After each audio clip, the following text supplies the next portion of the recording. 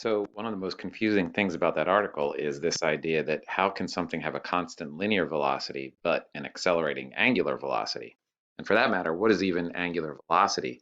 It's not something we normally teach in honors physics, so this is a good opportunity for enrichment.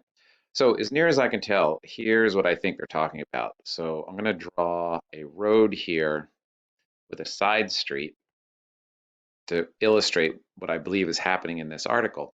So we have this person who wrote the article, and they're driving at a relatively constant speed. And then, of course, they slow down and claim that they came to a brief stop here at the stop sign and then continued on. From what I can tell, I believe the cop was sitting on this perpendicular road here.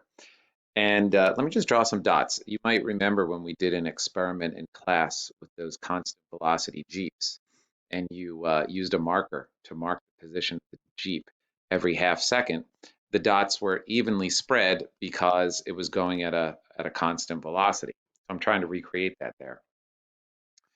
So now think about the cop who's sitting here in the driver's seat and is taking a look at the car as it goes by. I'm just going to draw like a line of sight from the cop to the car. So when the car is at that position, that's the direction the cop's looking. And then this is how the cop's looking. And so I'm just going to continue drawing these lines that show you how the cop has to face his head as he looks at this car. And so that's what I want you to think about. I want you to think about the fact that the cop is turning his head in that direction as the car goes by. And uh, I don't know whether you can tell this, but even though these dots here are evenly spaced because I have the car going at a constant velocity, you can see that the spaces between these are basically radius. Each one of them is a radius, so they're radii. The space between these radii is actually getting larger. And that's what we mean by angular velocity. It's how quickly something is rotating.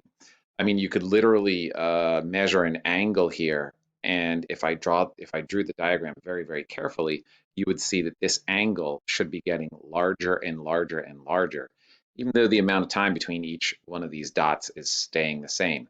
So hopefully that illustrates the idea of how the car can have a constant linear velocity, but as the cop turns his head, he's actually accelerating how quickly he has to turn his head to keep looking at the car. You probably had that experience in real life, but you've not really thought about it.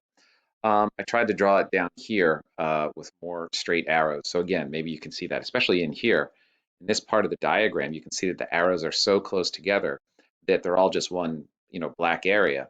And again, you can see like right in here, that's a very, very small angle, but in the same amount of time, look at that angle right there. Okay, I hope that helps the article make a little bit more sense to you.